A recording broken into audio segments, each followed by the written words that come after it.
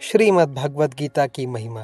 त्वमेव माता च पिता त्वमेव, त्वमेव बंधुश्च सखा त्वमेव, त्वमेव विद्या द्रविणं त्वमेव, त्वमेव सर्वं मम देवदेव।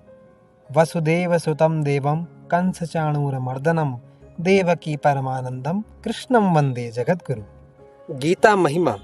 श्रीमद् भगवद गीता साक्षात भगवान की दिव्य वाणी है। इसकी महिमा अपार है, अपरिमित है। उसका यथार्थ में वर्णन कोई नहीं कर सकता।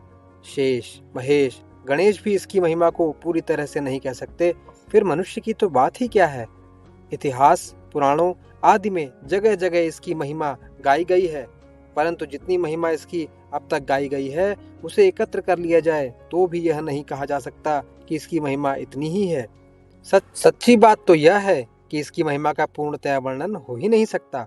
जिस वस्तु का वर्णन हो सकता है वह अपरिमित कहाँ रही, वह तो परिमित हो गई। गीता एक परम रहस्यमय ग्रंथ है। इसमें संपूर्ण वेदों का सार संग्रह किया गया है। इसकी रचना इतनी सरल और सुंदर है कि थोड़ा अभ्यास करने से भी मनुष्य इसको सहज ही समझ सकता है, परंतु इसका आशय इतना गूढ़ और गंभीर है कि आजीवन निरंतर अभ्यास करते रहने पर भी उसका अंत नहीं आता। प्रतिदिन नए नए भाव उत्पन्न होते ही रहते हैं। इससे वह सदा नवीन ही बना रहता है एवं एकाग्रचित्त होकर श्रद्धा भक्ति सहित विचार करने से इसके पद पद में परम रहस्य भरा हुआ प्रत्यक्ष प्रतीत होता है। भगवान के गुण, प्रभाव, स्वरूप, तत्व, रहस्य और उपासना का तथा कर्म एवं ज्ञान का वर्णन जिस प्रकार इस गीता शास्त्र में किया गया है वैसा अन्य ग्रंथों में एक साथ मिलना कठिन है। भगवत गीता एक ऐसा अनुपमेय शास्त्र है जिसका एक भी शब्द सदुपदेश से खाली नहीं है। गीता में एक भी शब्द ऐसा नहीं है जो रोचक कहा जा सके।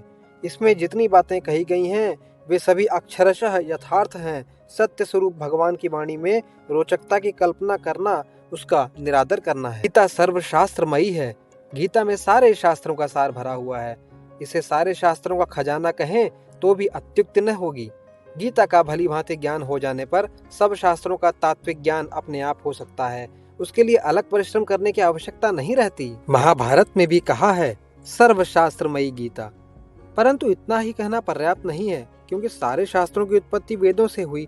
वेदों का प्राकट्य भगवान ब्रह्मा जी के मुख से हुआ और ब्रह्मा जी भगवान के नाभि कमल से उत्पन्न हुए।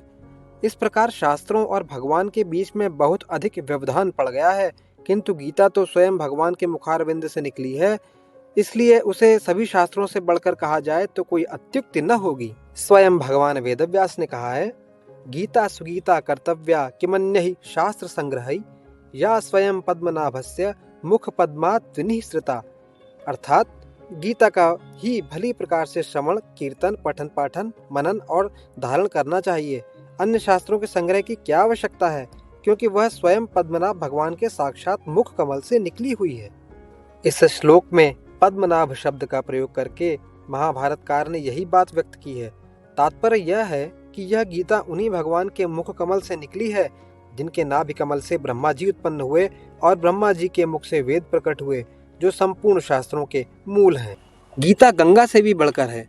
शास्त्रों में गंगा में स्नान का फल मुक्ति बतलाया गया है, परंतु गंगा में स्नान करने वाला स्वयं मुक्त हो सकता है, वह दूसरों को तारने की सामर्थ्य नहीं रखता। किंतु गीता रूपी गंगा में गोते लगाने वाला स्वयं तो मुक्त होता ही है, वह दूसरों को भी तारने में समर्थ हो जाता है। गंगा तो भगवान के चरणों से उत्पन्न हुई है और गीता साक्षात भगवान नारायण के मुखारविंद से निकली है। फिर गंगा तो जो उसमें आकर स्नान करता है उसी को मुक्त करती है, परंतु गीता तो घर घर में जाकर उन्हें मुक्ति का मार्ग दिखलाती है। इन्हीं सब कारणों से गीता को गंगा से बढ़कर कहते हैं। गीता गायत्री से भी बढ़कर है। गायत्री जप से मनुष्य की मुक्ति होती है, यह बात ठीक है, किंतु गायत्री जप करने वाला भी स्वयं ही मुक्त होता है, पर गीता का अभ्यास करने वाला तो तरन तारन बन जाता है। जब मुक्ति के दाता स्वयं भगवान ही उसके हो जाते हैं तब मुक्ति की तो बात ही क्या है। मुक्ति उसकी चरण धूलि में निवास करती है। मुक्ति का तो वह सत्र खोल देता है। गीता को हम स्वयं भगवान से भी बढ़कर कहें तो कोई अत्युक्ति न होगी। भगवान ने स्वयं कहा है, गीताश्रये अहम तिष्ठामि, गीता में चोत्तमम गृहम, गीता ज्ञानमुपाश्रित्य त्रीन लोकान पालयाम्यहम्। अर्थात मैं गीता के आश्रय में रहता हूँ, गीता मेरा श्रेष्ठ घर है। गीता के ज्ञान का सहारा लेकर ही मैं तीनों लोकों का पालन करता हूँ। इसके सिवा गीता में ही भगवान मुक्त कंठ से यह घोषणा करते हैं कि जो कोई मेरी इस गीता रूप आज्ञा का पालन करेगा वह निस्संदेह मुक्त हो जाएगा। यही नहीं, भगवान कहते हैं कि जो कोई इसका अध्ययन भी करेगा उसके द्वारा मैं ज्ञान यज्ञ से पूजित होऊंगा। जब गीता के अध्ययन मात्र का इतना महात्म है, तब जो मनुष्य इसके उपदेशों के अनुसार अपना जीवन बना लेता है और इसका रहस्य भक्तों को धारण कराता है और उनमें इसका विस्तार एवं प्रचार करता है, उसकी तो बात ही क्या है। उसके लिए तो भगवान कहते हैं कि वह मुझको अतिशय प्रिय है। वह भगवान को प्राणों से भी बढ़कर प्यारा होता है। यह भी कहा जाए तो कुछ अनुचित न होगा। भगवान अपने ऐसे भक्तों के अधीन बन जाते हैं। अच्छे पुरुषों में भी यह देखा जाता है कि उनके सिद्धांतों का पालन करने वाला जितना उन्हें प्रिय होता है, उतने प्यारे उन्हें अपने प्राण भी नहीं होते। गीता भगवान का प्रधान रहस्यमय आदेश है। ऐसी दशा में उसका पालन करने वाला उन्हें प्राणों से भी बढ़कर प्रिय हो, इसमें आश्चर्य ही क्या है। गीता भगवान का श्वास है, हृदय है और भगवान की वांगमयी मूर्ति है।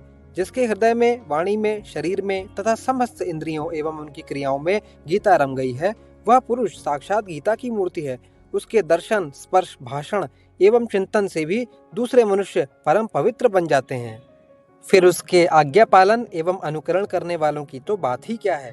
वास्तव में गीता के समान संसार में यज्ञ, दान, तप, तीर्थ, व्रत, संयम और उपवास आदि कुछ भी नहीं है। गीता साक्षात भगवान श्री कृष्ण के मुखारविंद से निकली हुई वाणी है। इसके संकलनकर्ता श्री व्यास जी हैं। भगवान श्री कृष्ण ने अपने उपदेश का कितना ही अंश तो पद्यों में ही कहा था, जिसे व्यास जी ने ज्यों का त्यों रख दिया। कुछ अंश तो उन्होंने गद्य में कहा था, उसे व्यास जी ने स्वयं श्लोकबद्ध कर लिया।